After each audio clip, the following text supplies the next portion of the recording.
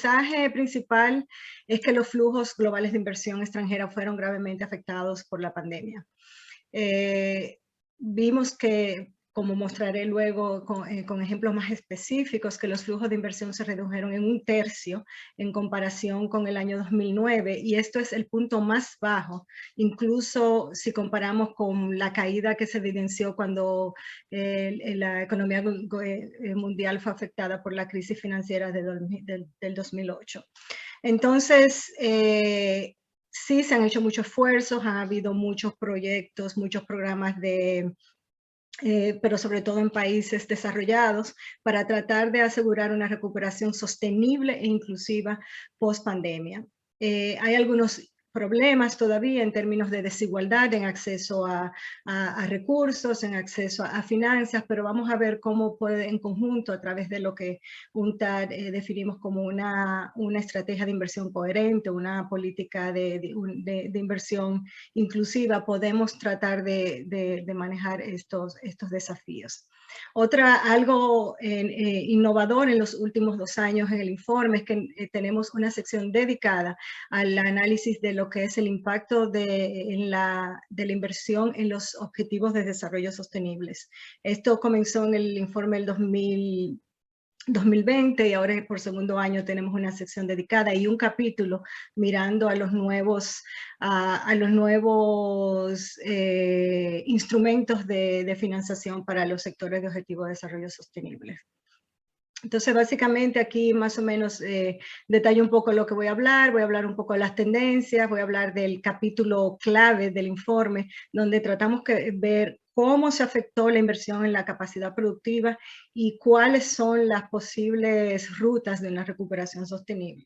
Y luego también a discutir un poco las tendencias en los mercados de capitales y en la finanza sostenible, sobre todo dado el auge que hubo durante la pandemia en lo que se llaman los bonos verdes, los bonos sociales y los bonos de recuperación. También traté de enfocarme un poco en las tendencias en la región y cuáles son los puntos de preocupación, los puntos que debemos discutir y cuáles son los países que se han visto más afectados.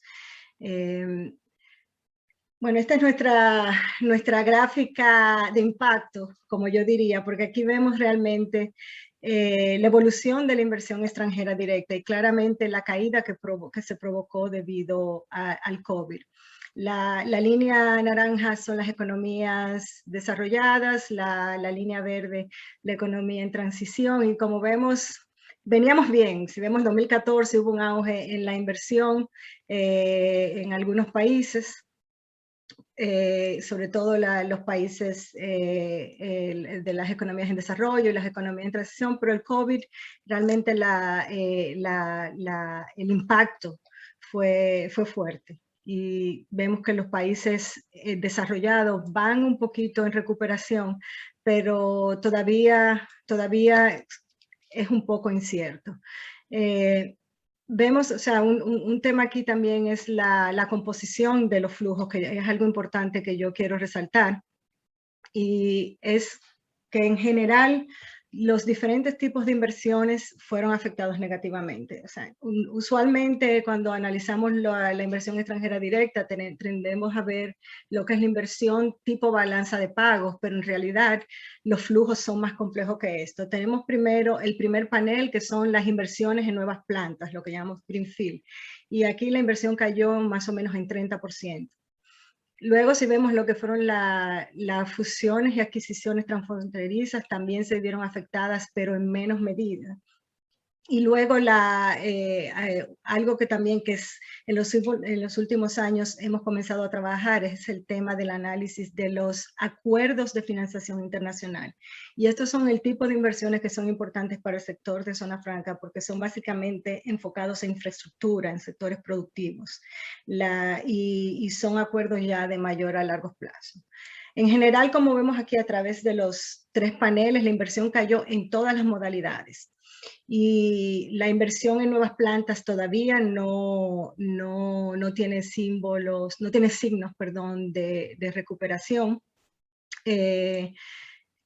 También igual la inversión en nuevos proyectos, sí, como yo dije, hubo y en proyectos de financiación hubo un repunte, sobre todo por el tema de los sectores de comunicación y sectores digitales, que fueron de los que se beneficiaron un poco más, los que no fueron tan perjudicados durante la pandemia. El auge de lo que fue la digitalización de los mercados y la parte de lo que es como decía, la comunicación y tecnología de la información fueron los menos afectados, y por eso vemos un repunte en el tercer panel, que son los acuerdos de financiamientos de proyectos de inversión. Entonces, básicamente, lo que esperamos es que el segundo semestre de este año pueda haber una recuperación. Luego yo voy a mostrar la gráfica que presenta nuestro modelo de pronóstico, pero lo que es preocupante aquí es que la inversión en nuevas instalaciones, en nuevas plantas, han sido las más afectadas y las que tienen menos perspectivas de recuperación en el corto plazo, y estas son las que son más importantes para lo que es el desarrollo productivo. Este es un mensaje que vemos acá y vemos la diferencia entre los tres. Pero yo voy a volver a esto cuando hable de lo que es la inversión en la capacidad productiva. Otro, como le comentaba, una novedad de los últimos 2 informes es que tratamos de ver cuál ha sido el impacto en la inversión en los objetivos de desarrollo sostenibles. Es muy complicado calcular todos los objetivos como están en la Agenda 2030, con todos los diferentes targets, pero lo que tratamos de hacer aquí fue mapear los objetivos de desarrollo sostenibles con los sectores de inversión. Entonces, por eso lo llamamos sectores relevantes para los objetivos de desarrollo sostenibles. Entonces, como vemos aquí, la pandemia también ha provocado un colapso en los flujos de inversión en estos sectores. Este análisis solamente lo hicimos para países en desarrollo, porque realmente el impacto en los países desarrollados no fue tan significativo en términos de impacto negativo.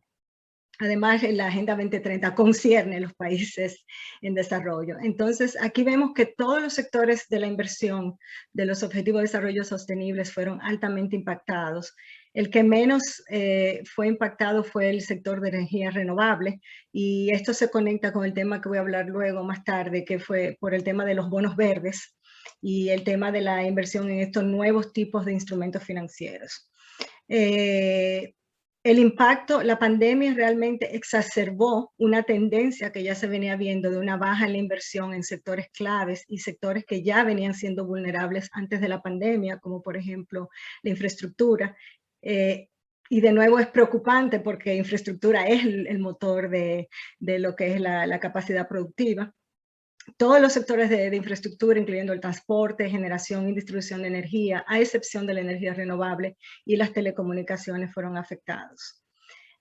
Igual el sector que lo llamamos WASH, que es Water and Sanitary Related Health Issues, básicamente suministro de agua y saneamiento a la industria, a los hogares, fue también uno de los más impactados. Algo preocupante en temas sociales, la reducción en educación, salud y alimentos y agricultura.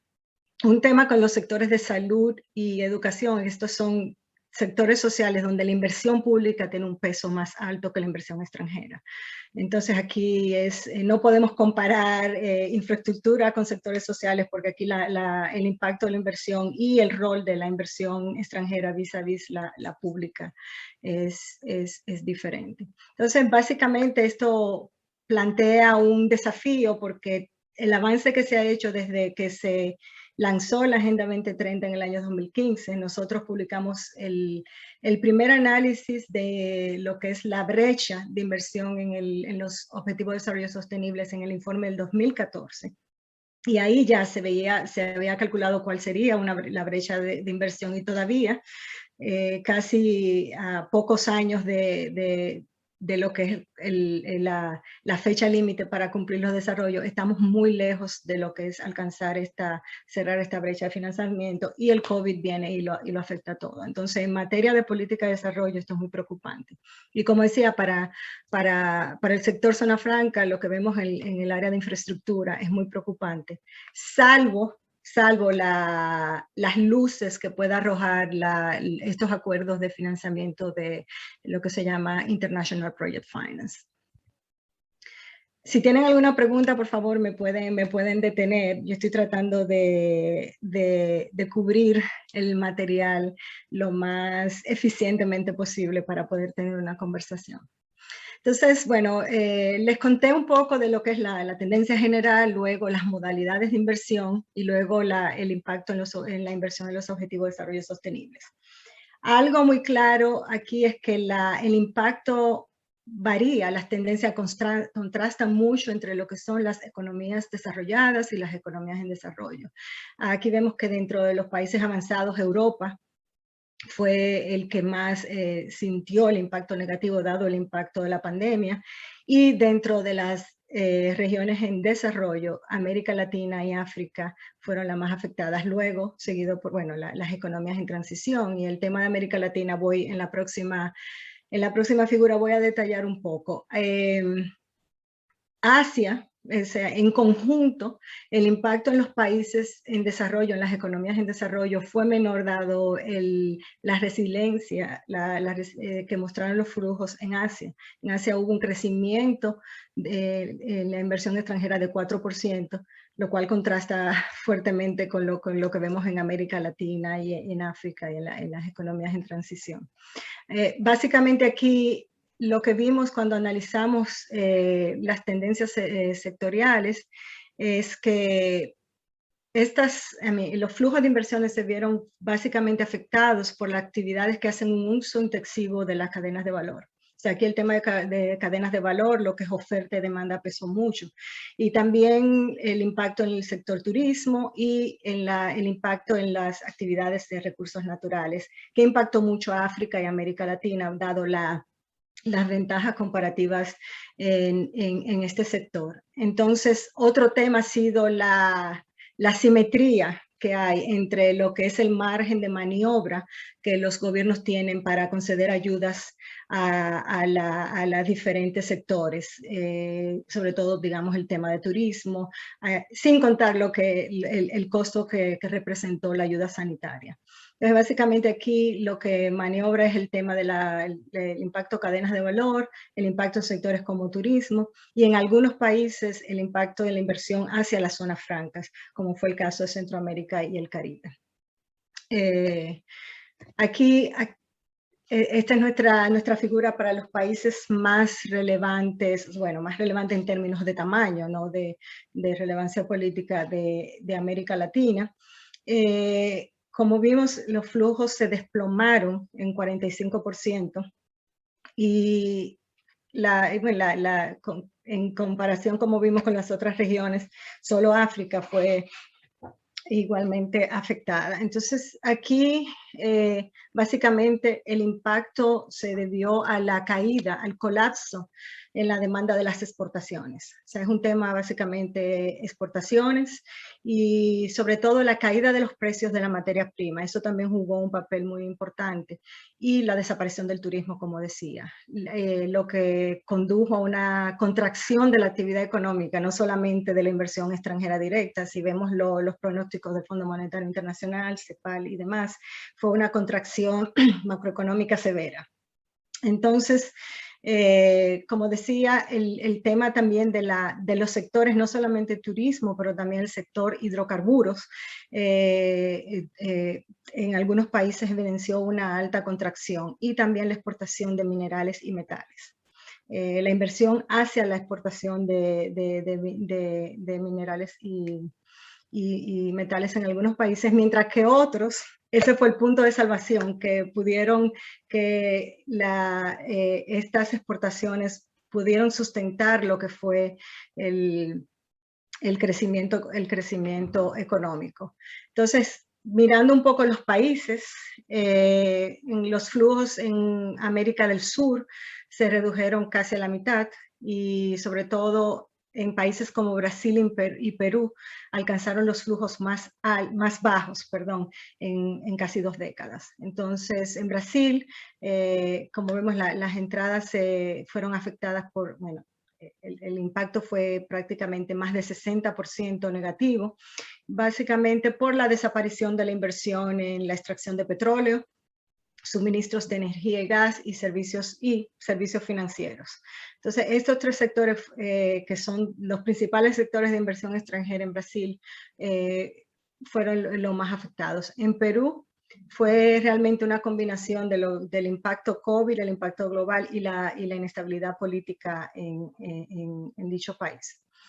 Y como decía también, la primera parte del año, los países se vieron arrastrados por lo que fue la caída del precio de petróleo en algunos de los países, en los principales países exportadores. Entonces, en América Central el tema es un poco más diverso, dado que a pesar de que hubo una caída, en el caso de México, la caída fue menos pronunciada, dado que muchas de las empresas reinvirtieron sus ganancias y por eso la reducción en México fue 15% en comparación con países como Brasil o otros países. Entonces aquí el hecho de que las compañías, las multinacionales reinvirtieron sus ganancias jugó un papel importante. En Costa Rica, el tema fue zona franca. En Costa Rica, básicamente, hubo una interrupción repentina en las zonas francas especiales, que es el sector más importante para atracción de inversión extranjera directa. Aquí es un tema puramente zona franca. Y igual en Panamá, los flujos se redujeron en más de 85%. Y en el Caribe el impacto fue, bueno, sabemos el sector turismo fue el más afectado, pero la República Dominicana, que es el principal receptor de inversión extranjera directa en la región, sufrió también una reducción, una contracción en la inversión extranjera directa. Entonces, básicamente, este es el panorama. Todo dependerá de los planes nacionales de reactivación económica, de los planes sanitarios, de lo que pase con los temas de salud, en materia de vacunas y en materia de manejo de las nuevas variantes del virus. Pero lo que nosotros, abstrayéndonos un poco del tema global y de la pandemia, lo que tratamos de ver cuáles son las industrias que tienen un potencial para atraer la inversión, cuáles son los sectores. E igual yo creo que es importante para el tema de las zonas francas en materia de recuperación. Y aquí lo que vemos es que sectores relacionados a la información y a las comunicaciones, la comunicación en general, la electrónica y la fabricación de dispositivos médicos fueron los sectores en general, no solamente para la zona franca, pero los sectores de inversión que muestran más dinamismo y más capacidad para lo que sería una recuperación en el mediano plazo. Digamos ya para el 2022, ya como dicen, revertir la tendencia. En la región sabemos que existe todavía algunos indicios de inestabilidad política y eso también juega un papel en lo que son nuestras proyecciones de recuperación. También es importante que recalcar el papel que juegan la industria de la energía limpia. Aquí es donde se está viendo un giro en lo que es un repunte de inversión, no solo en las modalidades tradicionales de inversión que conocemos, inversión en nuevas plantas y demás, sino también en los mercados capitales y en lo que se llaman los nuevos inversionistas institucionales. Todo lo que es sostenibilidad y comunicación y el tema de salud son los sectores que tienen más posibilidad de repunte y donde se ha visto un repunte en la inversión o en los planes de inversión, en la inversión anunciada, porque vimos que hubo un impacto negativo en algunos sectores, pero cuando vemos los planes de inversión o los anuncios de inversión, estos son los sectores más prominentes. Luego, bueno, como ya le comenté, este es nuestro modelo de proyección. Tomamos lo que es la tendencia en los últimos 5 años y vemos lo que puede pasar en base a todos estos determinantes, lo que es las tendencias macroeconómicas, las tendencias políticas, los flujos de inversiones mismos. vemos que tocó fondo, la inversión extranjera ya tocó fondo en el finales de 2019, 2020, y vemos una recuperación posible en los próximos 2 años, entre el 10 y el 15%. Puede ser más, puede ser el 20%, pero tratando de ser un poco realistas, digamos que puede haber un aumento adicional en el 2022, pero como vemos la banda, tenemos unos pronósticos positivos mínimo de 10%. Pero esto todavía deja la inversión a un nivel menor de lo que estuvo en el 2015, lo cual es un tema de preocupación para los que planificamos las políticas internacionales y también para los gobiernos y para ustedes que son líderes empresariales de sectores específicos. Un tema que nosotros trabajamos en este modelo de pronóstico es tratar de ver cómo los gastos en activos fijos y gastos en intangibles pueden traducirse en mayor inversión extranjera directa. Y vemos que esto es un punto importante y que puede ser que estos planes de expansión en algunos países y de más gasto de capital pueda atraer inversión extranjera complementaria. También, bueno, como esperamos, los flujos en Asia van a seguir siendo positivos, con el tema de reshoring y también de diversificación, y a eso se le suma el tema de la política, la guerra comercial entre China y Estados Unidos también tiene juega un papel en lo que son los flujos de inversión. Es un tema que yo trabajo en un papel académico que publicamos recientemente y que estamos tratando de ver no solamente cómo esto afecta a los flujos de comercio, pero sino los flujos de inversión. Y vemos que en algunos casos hay inversión moviéndose no solamente de China a Asia, pero sino también a América Latina, a países como México, que puede ser una oportunidad. Sí, Camila. Sí, Amelia, es que justo estás tocando un tema súper importante para nosotros.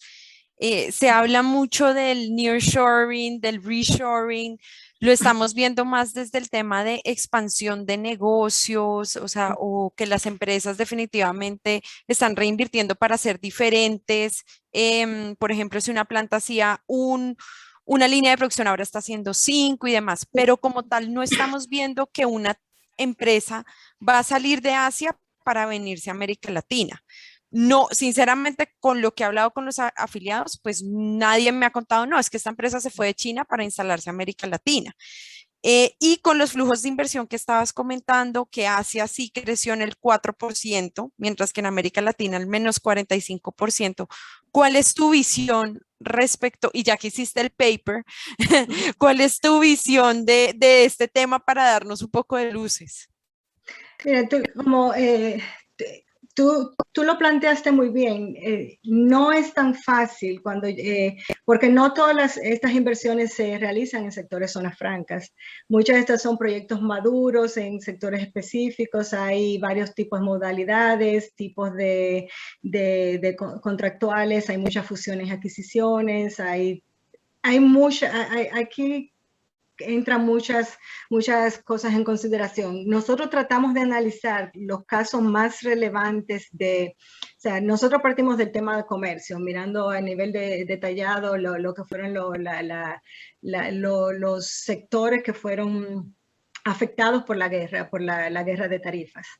Pero aquí también, cuando se le preguntaron a empresas, las empresas que se movieron de región, no solamente, o sea, el tema no fue un tema puramente económico de ventaja comparativa, sino en temas de qué tipo de relaciones tenían con la casa matriz, qué tipo de contratos tenían y qué tipo de empresas eran. Pero también los sectores, y esto lo vimos más en el sector manufactura, no en los sectores de alta tecnología. Este tipo de relocación geográfica, nosotros nos enfocamos en la guerra comercial entre estos dos países, y vimos cómo afectaban a los países que compiten o socios comerciales. Y aquí vimos que básicamente es un tema manufactura, porque es una industria menos compleja en términos de movilidad. O sea, ahí no entran tanto los temas de intellectual property o temas más donde hay más protección a la inversión. Okay. Y hay más sofisticación.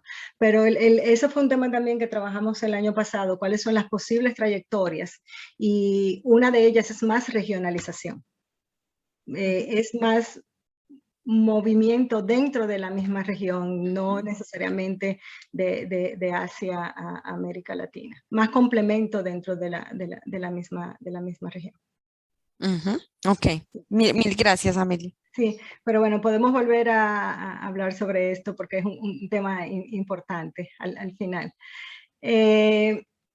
En relación a lo que te comentaba, algo que siempre el capítulo 3 del informe se dedica a analizar cuáles fueron los cambios de política durante el año. Entonces aquí tratamos de ver lo que es la tendencia a liberalización o promoción de inversión o incremento en lo que son restricciones o regulaciones.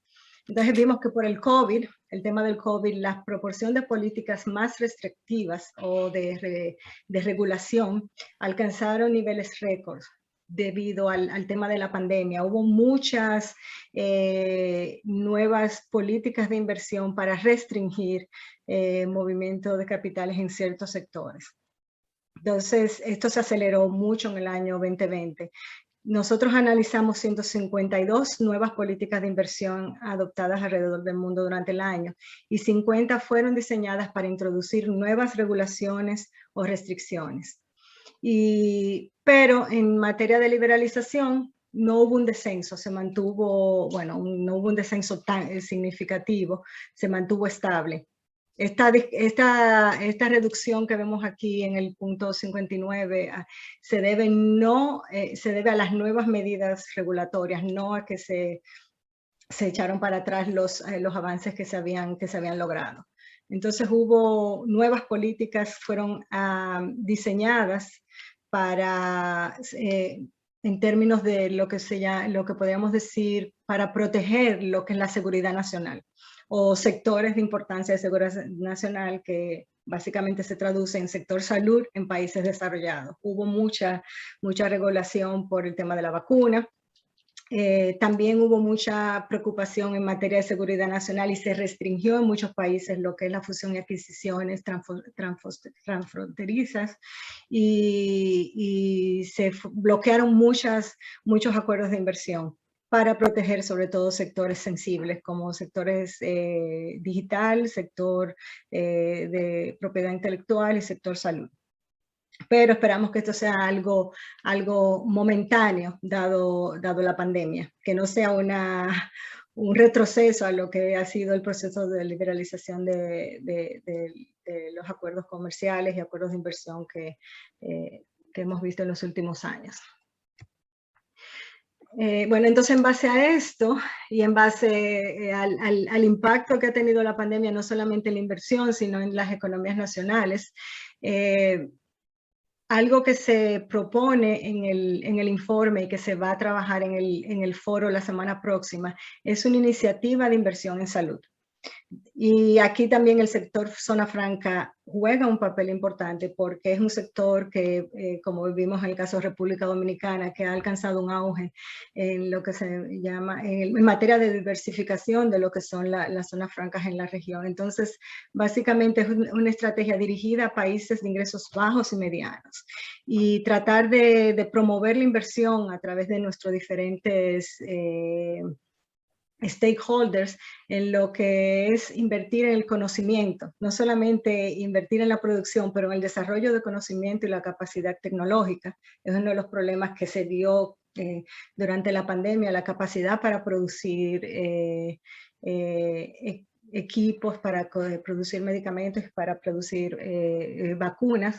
El tema de compartir las tecnologías, mejorar el acceso a la financiación, proyectos de incentivos. También un tema muy importante para nosotros es actualizar los reglamentos de la administración de la inversión. No todos los países tienen leyes de inversión extranjera directa sofisticadas o que fueron modificadas para dar paso a lo que era el auge de zonas francas industriales. No, hay muchos países en África que tienen reglamentos de hace 30 años y no tienen espacio para lo que es el sector zonas francas y para los incentivos que requiere el sector zona franca.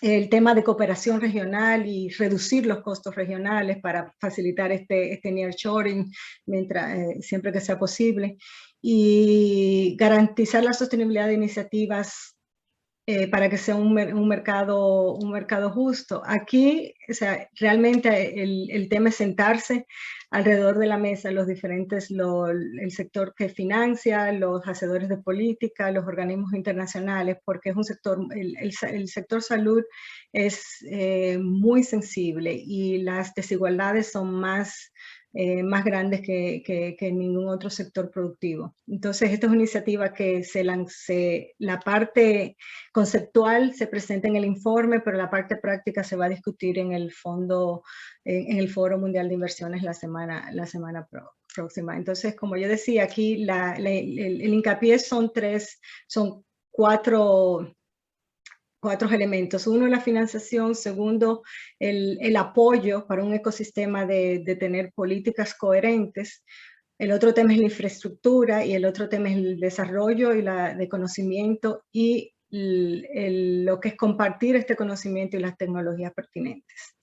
Entonces, aquí es un tema que también puede ser para nuestra agenda de trabajo conjunto, Camila y Gustavo. Bueno, sí, yo sé que el tiempo se está acabando, pero esta es una parte muy importante del informe y es el capítulo 4, que es el capítulo temático. Entonces aquí hicimos dos cosas. Una fue, en el capítulo donde vemos la tendencia, vimos los diferentes tipos de inversiones, modalidades y la inversión en los objetivos de desarrollo sostenibles. Aquí hicimos un zoom entre lo que son los sectores de capacidades productivas. Y aquí usamos un índice, lo que se llama el índice de capacidad productiva de la UNCTAD, un índice que se ha venido desarrollando durante años, tenemos una base de datos nueva, y de nuevo lo que hicimos fue mapear los componentes de este índice con los sectores de inversión. Entonces, para ver cuál fue el real impacto de la pandemia en la inversión en capacidad productiva. Y aquí lo que hicimos fue tomar los fondos, la inversión en nuevas plantas, en nuevas instalaciones y los acuerdos de inversión para la infraestructura y para proyectos de financiación. Entonces vimos que cuando hacemos este tipo de desglose, el único sector que se benefició de la pandemia fue el sector de infraestructura digital, y sé que tenemos un colega acá de Panamá que se enfoca 100% en servicios digitales, y el sector de la inversión en la telecomunicación. Fue el auge, dado la pandemia, el sector auge. Luego vemos el impacto en el capital humano y el capital natural, que fueron los más impactados, y sobre todo el capital natural, no solamente la inversión en agricultura, sino en lo que fue la industria de la manufactura y la transformación. Entonces, el impacto de la pandemia realmente mermó, fue un choque a la capacidad productiva en los países en desarrollo.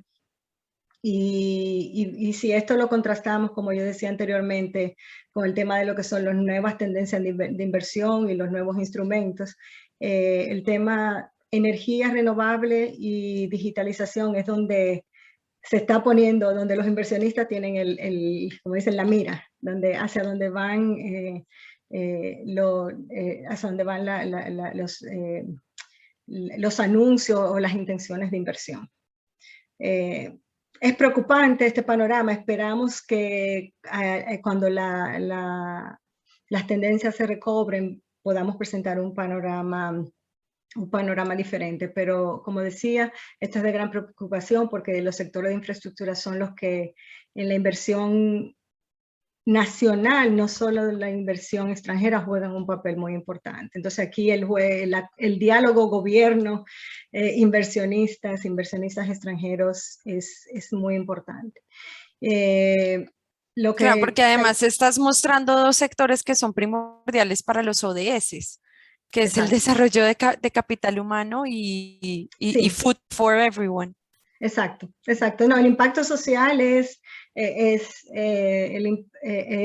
es evidente, pero también cuando pensamos en lo que es la capacidad productiva, como vemos el structural change, el cambio estructural, es todo lo que es inversión en industrial upgrading, en lo que es diversificación y avance industrial en los países. Esto es muy resumido, pero esto nosotros lo tenemos al nivel más desagregado de la industria, pero es imposible presentarlo así. Pero como dices, el impacto social y lo que es el avance hacia los ODS es un tema, pero el otro tema es qué significa para la capacidad productiva y la recuperación de los países. Entonces aquí el tema para discutir con los gobiernos y con los ministros y con todo esto, cuáles son las prioridades de inversión y cuáles son las estrategias y cuáles son las políticas de promoción de inversión para atraer inversión en estos sectores que están rezagados o que fueron impactados negativamente.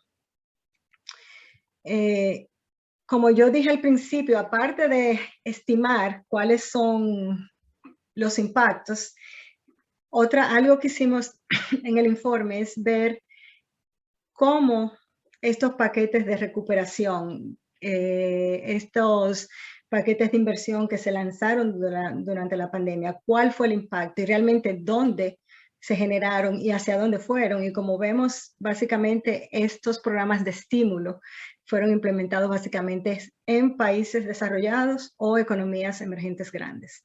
O sea, los paquetes de recuperación y de rescate fiscal en países en desarrollo son una décima parte de lo que fueron los fondos que pusieron a disposición de la reactivación económica y social los países desarrollados. Y esto, como yo decía al principio,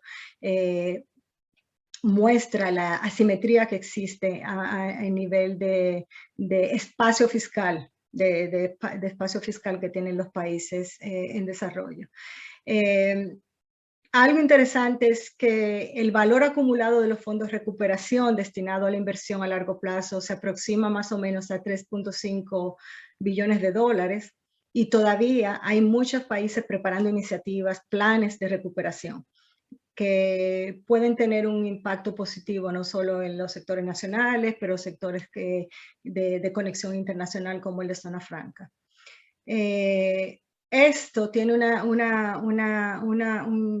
una perspectiva importante porque depende de la implicación de los países, de los gobiernos, tienen la posibilidad de atraer más fondos. O sea, estos planes de recuperación pueden ser como un anzuelo o una plataforma para poder generar más fondos de inversiones para los países, lo que llamamos fondos adicionales. Y según nuestros cálculos, esto puede aumentarse a 10 billones de dólares si los países logran tener lo que se llaman planes de inversiones claros y pueden atraer esta inversión adicional. A modo de comparación, ya que yo mencioné el tema de lo que es la brecha de inversión para los Objetivos de Desarrollo Sostenibles, esto equivale más o menos a 1/3 del déficit que tenemos para la inversión en los ODS. O sea, si logramos atraer esta inversión en estos paquetes de recuperación, esto cubriría más o menos 1/3 de este déficit que tenemos para poder financiar los ODS. Entonces creo que es un tema importante, un tema de lo que es generación de inversión, pero aquí vemos claro que hay una desigualdad entre la capacidad de los países desarrollados y en desarrollo. ¿Cómo pueden las empresas y los países trabajar? Es un tema de política de promoción de inversión y de estos planes de atracción de inversión extra que mencionamos en el informe. Otro análisis que hicimos en relación al mismo es enfocado en la infraestructura. O sea, vimos todo lo que, porque aquí también hay un tema de datos. Muchos de estos megaproyectos, de estos megaplanes, son proyectos de infraestructura. Aquí vemos que el aumento, o sea, esta gráfica lo que muestra el aumento en la inversión en infraestructura que implicaron los paquetes de recuperación que se lanzaron después de la pandemia. Estos fueron al menos 3 veces la tasa de crecimiento que se tenía en lo que era inversión en infraestructura en los últimos años. O sea, Hubo una tasa constante más o menos de crecimiento de 3%, pero el último año se triplicó lo que fue el crecimiento en los fondos en infraestructura. De nuevo, esto es muy manejado, muy enfocado en países desarrollados, pero creo que es algo que tiene resonancia para el sector zona franca y los parques industriales. Y lo que tratamos de hacer en el informe es ver cuáles son las limitaciones, no solo en materia de atraer inversiones en los países, pero de capacidad operativa y de absorción. O sea, yo estuve en Etiopía hace 2 semanas trabajando, discutiendo el informe preliminar, los resultados preliminares del informe. Hicimos el workshop, lo hicimos en el Quilito Industrial Park, que tiene una capacidad inmensa, pero solamente tiene tres inquilinos. Sí, yo quedé totalmente sorprendida porque cuando yo pienso en la sostenibilidad, la planta de desechos, la planta de tratado de agua, el alojamiento para los empleados, cancha de básquetbol, etc.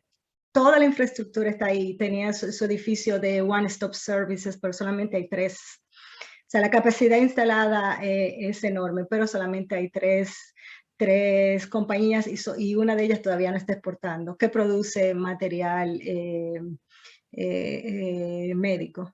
Y todo el tema de sostenibilidad, integración de género, servicios sociales, toda la parte de la gobernanza está ahí. Pero hay una capacidad de absorción, o sea, donde atraer la inversión a estos parques es el tema. Nada, entonces creo que es importante que vemos que la inversión en infraestructura global ha crecido. Aquí vemos que promedió, como decía, promedió más o menos el crecimiento 2.7% durante la última década. Y esto se traduce en un incremento anual de más de 50.000 a 60.000 millones de dólares, lo que es una cifra importante.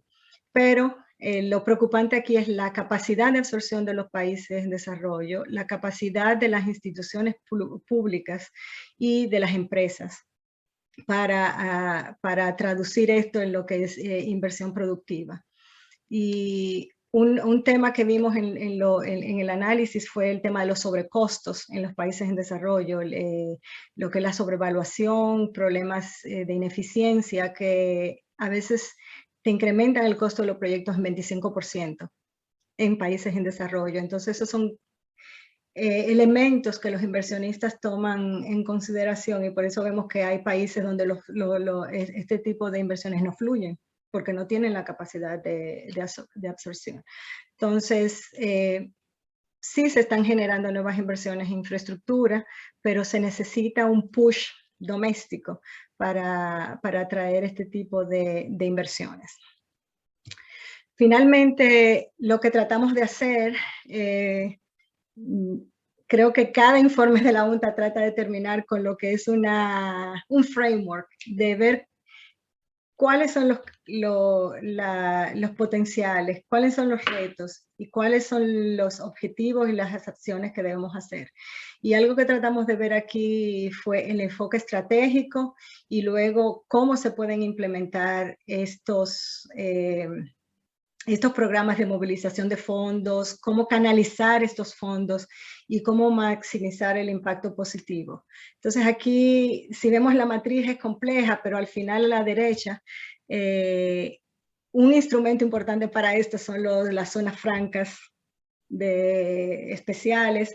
Cuando estábamos escribiendo el handbook que estamos haciendo para África, fue imposible tener una definición. Al final tenemos un glosario de cómo definir el sector, Special Processing Zones, zonas francas de exportación especiales, pero ya sean zonas, ya sean clústeres, ya sean hubs, este sector es un instrumento importante para lo que es maximizar el impacto, canalizar fondos y movilizar fondos para lo que es la implementación de proyectos. Y sobre todo el tema de incubación, son incubadoras de conocimiento y de tecnología. Y también los diferentes elementos de impacto de desarrollo sostenible. Entonces, aparte de todo el texto que está aquí, yo lo que les quería mostrar es que para nosotros el sector sigue siendo importante y es parte de nuestro plan estratégico de trabajo y de lo que es de diseño de política, y es un instrumento para nosotros de promoción de inversión. Entonces, yo aquí termino la parte descriptiva. Todavía tengo más información rapidito, yo sé que nos quedan 5 minutos, pero solamente para mostrarle más o menos el crecimiento de los mercados de capitales que le comenté. Y básicamente los fondos de desarrollo sostenible están creciendo mucho, sobre todo el tema de sostenibilidad, y eso lo vimos en el impacto en la energía renovable. Esos son sectores y temas que están atrayendo. Si vemos, o sea, en el 2010 estamos hablando de alrededor de 1.000, y ya tenemos casi 4.000 fondos de sostenibles, de inversión en desarrollo sostenible, pero casi todo es en Europa y en Estados Unidos. Pero hay buenas perspectivas para que con todo el tema de zonas francas enfocadas a lo que es la sostenibilidad, las cuestiones ambientales, sociales, de gobernanza, estos flujos puedan estos fondos puedan comenzar a tener más tracción en países en desarrollo. Finalmente, el tema de los bonos sostenibles, los bonos sociales y de sostenibilidad mixta. También en el 2020 hubo un auge de todos con el tema de la pandemia. Una preocupación aquí es el tema de greenwashing, lavado verde, que se está desviando mucho capital productivo en el tema de estos bonos verdes, y qué tan verde es el impacto, no sabemos, pero bueno, es un tema que también vamos a tratar en el World Investment Forum. Aquí vemos que, como vimos, los tres crecieron básicamente dado a la pandemia, y sobre todo el mercado de los bonos sociales se multiplicó por 10 en el 2020, y los de sostenibilidad igual crecieron. Entonces, esto da un poco de esperanza en lo que es movilizar fondos en adición a lo que es la ayuda internacional para el desarrollo, la inversión extranjera directa. El mercado de capitales tiene un espacio para crecer e invertir en los objetivos de desarrollo sostenible. La preocupación, como decía, es que todavía es muy enfocado en países desarrollados. Entonces, finalmente, otra iniciativa, aparte de la iniciativa sobre promover la inversión en el sector salud y promover lo que es la alianza de zonas francas a nivel global, otra iniciativa que vamos a lanzar la semana próxima en el Fondo Mundial de Inversiones es el Observatorio de Finanzas Sostenibles, porque hay mucha desigualdad, no solamente en los flujos, pero también en el conocimiento y el tema de cuáles son las buenas prácticas, el tema de qué los países pueden hacer para atraer este tipo de inversión. La idea es crear una plataforma de conocimiento, también de asistencia técnica, todo alrededor de lo que es el ecosistema de Objetivos de Desarrollo Sostenibles. Entonces, esto va a ser algo lanzado la semana próxima. Yo los invito a todos a participar. Tenemos más de 100 eventos y espero que luego tengamos otra conversación post foro de inversión, a ver qué podemos hacer juntos. También la semana próxima vamos a lanzar lo que es el monitor de las inversiones, que más o menos actualiza la publicación de este informe en junio, y seguiremos trabajando el tema de la inversión en los objetivos de desarrollo sostenibles. Igual espero que el networking entre las regiones se pueda incrementar, porque creo que hay mucho que aprender de ustedes. En noviembre tenemos un evento con la Unión Africana en Níger, va a ser la Semana de Industrialización en África, y si alguno de ustedes quiere participar en línea para contarles un poco a esa región cómo ustedes han alcanzado un avance en el sector zona franca, podemos discutirlo también. Pero yo paro aquí, no sé si creo que ya agoté todo mi tiempo, pero Camila, over to you.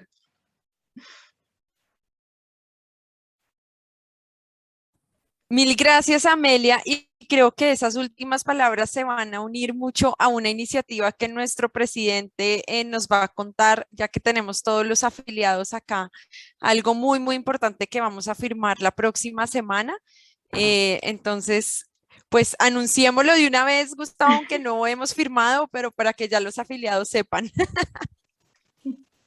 Sí, sí, porque ya se ha debatido en junta directiva y es que hemos recibido una iniciativa muy, muy, muy positiva, que es el hecho de generar con el paraguas nada menos que de la UNCTAD y por lo tanto con la ONU y digamos bajo sus espaldas la creación de una Global Alliance para zonas económicas especiales, de tal forma que en este caso que hemos sido invitados ASFA como asociación regional, pero también otras tantas asociaciones regionales, con esa intención de abrir un debate en el que tengamos la oportunidad de poner objetivos en común, trabajar juntos y sobre todo, de verdad que el hecho de que ese trabajo que llevamos haciendo tanto tiempo, esa magnífica relación que hoy se demuestra también de la mano de Amelia que tenemos entre ASFA y la UNTA, pues que se materialice en un interés expreso por parte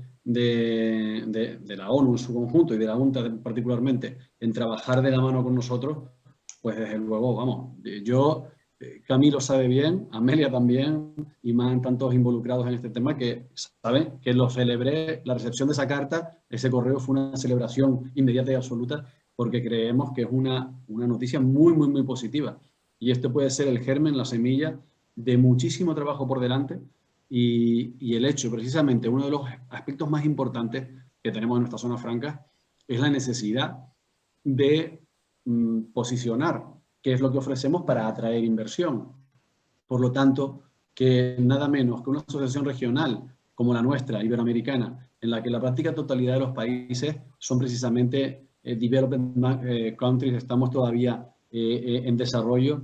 Esta sensibilidad, como señalaba al inicio, que ha tenido Amelia, todo su equipo, el conjunto de la UNTA, para dar cobertura a esta necesidad que tenemos, las zonas económicas especiales de nuestra región, yo insisto, no puedo más que celebrarlo, felicitar la iniciativa y desde luego que nos tendrán de la mano para trabajar juntos, tal como se acordó en nuestra junta directiva, y estoy convencido de que la totalidad de los afiliados comparten esta opinión de trabajar unidos. No, muchísimas gracias. Y tú lo planteaste de la manera mejor que nosotros. Es una plataforma para trabajar juntos, porque UNCTAD no es una asociación global, empresarial, es un organismo de Naciones Unidas para proveer asistencia técnica. Y cuando hacemos, la semana pasada tuvimos nuestra conferencia ministerial que se realiza cada 4 años y se renovó nuestro mandato. Y si leemos el mandato, el espíritu de Barbados, como se llama, la zona franca es el motor para muchos países. Hay muchos países que no tienen el lujo de pasar por lo que es una trayectoria de 30 años de desarrollo industrial para atraer inversión y para diversificar y para exportar. Es imposible. O sea, la zona franca es el ticket. O sea, yo pasé 8 años trabajando con África y los países menos avanzados, desde Myanmar hasta Lesoto. Y es un instrumento, es el instrumento que los países tienen. Entonces, con este conocimiento interregional, esta alianza solamente puede ayudar a la creación del conocimiento y a buscar estrategias para facilitar inversiones. Totalmente, Amelia, y además, si algo hemos aprendido en ASFA, a través de ese compartir buenas prácticas, experiencias entre los países de nuestra región, es que precisamente, y además todos nuestros afiliados lo señalan, ahora mismo teníamos la semana pasada este foro ministerial, Biminister durante el BINIU, con ministros del Ministerio de Economía de Guatemala, Costa Rica, que el ministro de Comercio Exterior nos insistió mucho también en los ODS, en su política de Estado sobre los ODS, y ambos, también el ministro Víctor Bisonó de Dominicana, señalaban que el aprendizaje que han obtenido en estos viajes y en esta interconexión entre países ha sido esencial para su desarrollo. Cuanto más si podemos intercambiar información entre regiones. Y además un aspecto fundamental de todo esto que estamos hablando, que ya se ha demostrado que por las características de nuestras zonas francas son al fin y al cabo ese reducto donde hay unos estándares de infraestructura, servicios, de seguridad, estándares absolutamente aquellos que nos exigen la propia ONU a través del Objetivo de Desarrollo Sostenible o, por ejemplo, la OCDE. Y a través de las zonas económicas especiales estamos llevando esos estándares incluso a países, como pueden ser ahora en África o en cualquiera de los países de nuestra región, por ejemplo, que no forman parte aún de la OCDE o que el resto del territorio tal vez necesita un impulso para su desarrollo. Por lo tanto, desde luego, nuestras zonas francas se han convertido en ese instrumento para atraer a determinadas regiones estándares que de otro modo no se estaban alcanzando. Esa es otra palabra clave, el tema de estándares y salir de lo que es un enclave, de lo que es una burbuja a llevar estos conocimientos a las economías nacionales. Estoy muy entusiasmada, muchas gracias, espero que sigamos la conversación. Podemos organizar otra conversación para contarles un poco del Handbook de África, porque al final creo que va a ser muy útil para todas las regiones porque es sobre zonas francas especiales, no solamente es como ayudar, cómo las zonas francas pueden ayudar a la integración y a la diversificación económica, pero luego del WIF podemos seguir la conversación. Y otro tema que yo voy a comenzar a trabajar es el tema de cómo integrar las pymes. Es otro, ¿no? Sí, sí. Cómo integrar las pymes en este proceso de zona franca y este proceso de industrialización, que es otro tema también importante. Pero bueno, seguimos la conversación. Antes de irte, Amelia, Roberto está que pregunta. Roberto, adelante. Buenos días, Camila, en tu persona agradecer a AFA por esta oportunidad que nos brinda de conocer temas que están vinculados a la zona franca. Y también Amelia por su excelente exposición.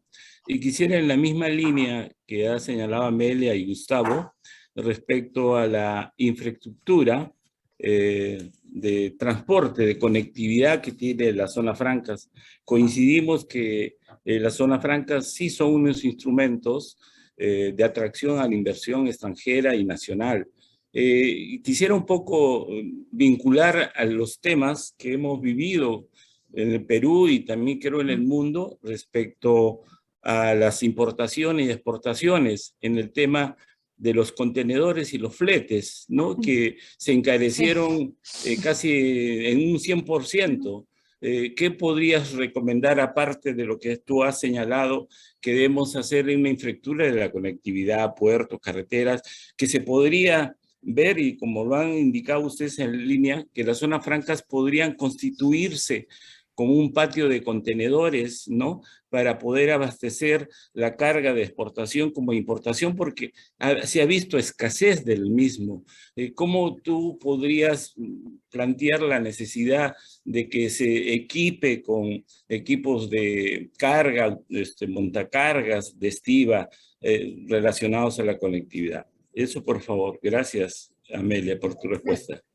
Creo que es una pregunta muy importante y tiene dos vertientes. Una fue el choque exógeno que significó la pandemia y que también la industria de viaje no solamente fue cuando lo vemos en términos de análisis, no solamente los pasajeros que viajan al ocio, sino también todo el tema de lo que es la conectividad. Y fue algo importante acá. Y la otra parte de tu pregunta es el tema de la inversión y de lo que es la visión de los países para convertirse en centros nodales de conectividad. República Dominicana, Punta Caucedo es un ejemplo y tenemos otros ejemplos así en otras regiones. Es el plan de moverse de lo que es un centro de procesamiento, un centro de transformación, a un centro a lo que son centros logísticos y de servicios. O sea, el tema de la facilitación del comercio va mano a mano con el tema de la facilitación de inversión. Muchos países, o sea, es un tema que está candente en la Organización Mundial de Comercio. Muchos países han ratificado el acuerdo de facilitación del comercio que ayuda a lo que es la parte más de logística, pero en materia de lo que es la visión de los países, esto entra dentro de lo que es la planificación de cómo el país ve sus centros productivos y ve estas zonas francas especiales. La geografía ayuda en algunos casos, ha ayudado a República Dominicana, ayuda a países como en Panamá, en el norte de África tenemos los casos de Marruecos, Tangermet y demás, pero también la visión. La visión ayuda y también el tema de la inversión en lo que es una plataforma de infraestructura eficiente. Gracias, Amelia, por tu respuesta desde Lima, Perú. Gracias. Bueno, gracias a usted. Bueno, no sé si alguien más tenga alguna otra pregunta. Por acá. ¿Cuánto tiempo tenemos? No, ya nos pasamos. Ya nos pasamos. Ya el que está acá es porque le interesa muchísimo. Pues ya no te robo más tiempo, Amelia, porque yo tenía aquí, vamos, creo que son 4, pero tendremos tiempo de hablar con mucha más calma. Y ya, son muchos temas por ver. Bueno, y simplemente, vamos, cualquier cosa con África, tú sabes que a mí ya en la parte que me toca desde Canarias, desde Tenerife, interesadísimo, que al fin y al cabo somos esa extensión de Europa hacia África, también de América, estamos en medio de todo y el desarrollo de los países africanos es algo que tenemos muy presente. Bueno, podemos tener una conversación, Camila, Gustavo, luego del foro para ver qué iniciativas podemos lanzar. Es un tema, como les digo, estratégico para la división, para la UNCTAD.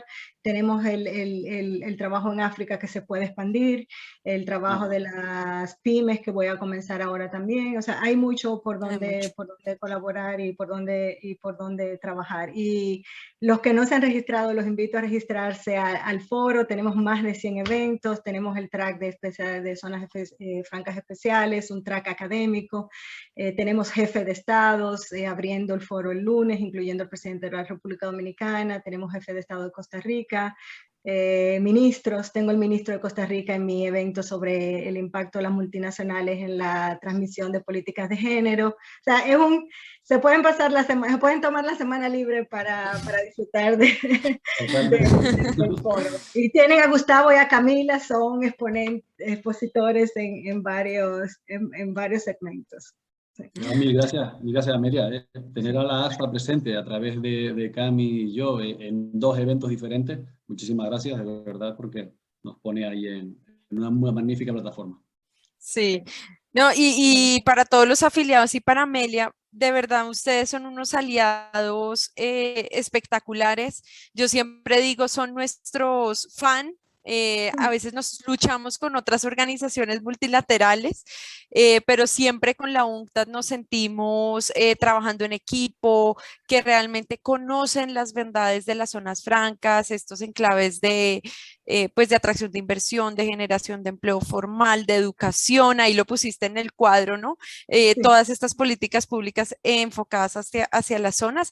Entonces, de verdad que para nosotros es muy importante esta relación que tenemos con ustedes y más aún la próxima semana después de la firma del Global Alliance. Y para todos los afiliados, pues muchísimas gracias. Ya saben que Amelia está en UNCTAD, que está viendo todo el tema de inversiones por si quieren hacerle alguna pregunta directa.